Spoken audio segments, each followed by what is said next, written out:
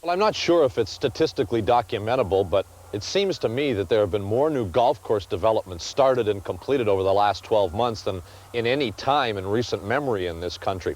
And we've had the opportunity to take you to see a few of them in varying stages of development or completion. While dozens and dozens of golf courses have opened this year for the first time, let's take you on a tour beginning with one that isn't quite ready yet.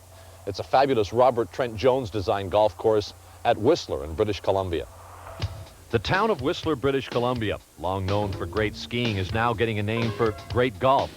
And Robert Trent Jones Jr. has added his name to the growing list of golf course architects to work in the area.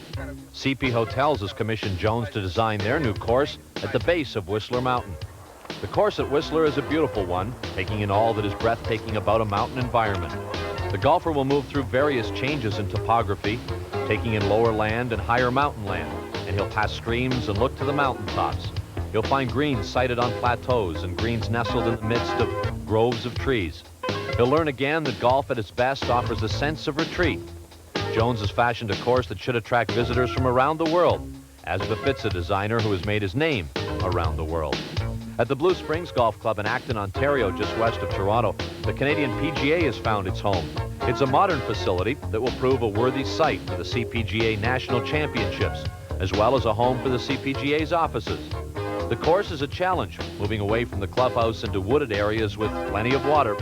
Golfers who play here in coming years will find the course quite a test.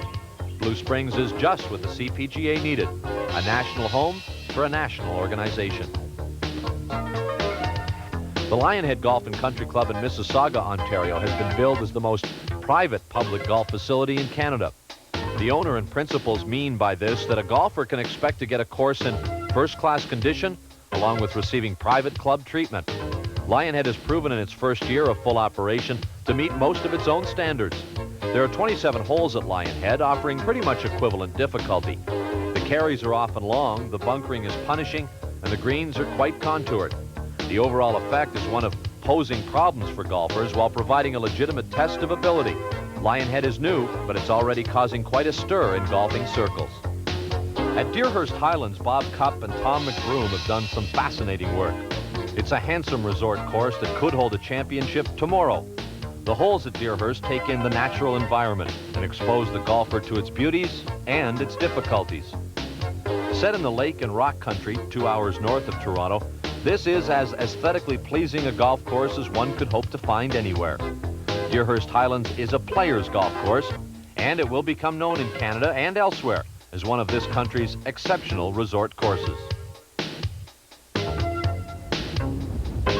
At the Devil's Pulpit and soon to open Devil's Paintbrush, designer Michael Herdzen has made a name for himself in one fell swoop. The pulpit is extravagant and stunning to look at and to play. The course sprawls over 315 acres, and in so doing gives a feeling of space that perhaps no other course in North America can offer.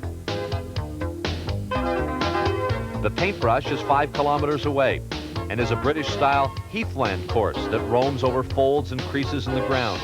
It's more conventional in size, but still lavish in design and execution. Both courses are memorable. Nobody, but nobody, will walk away from these golf courses with his mouth dry. And a social note. Wilmot Tennyson, who is the vice chairman of DeMaurier Limited, has now retired. Mr. Tennyson was and still is a friend of golf in Canada. In a career spanning 3 decades, Wilmot Tennyson was a truly great host and provider for both the PGA and LPGA tours in Canada. This year he received the first Commissioner's Award from the LPGA Tour for furthering the cause of women's golf and for character and standards of the highest order. For those of us who know Wilmot Tennyson, these are not unusual traits. His contributions to golf on behalf of DeMaurier Limited are unequaled. We wish the best of luck to Wilmot Tennyson and his wife Helen in retirement.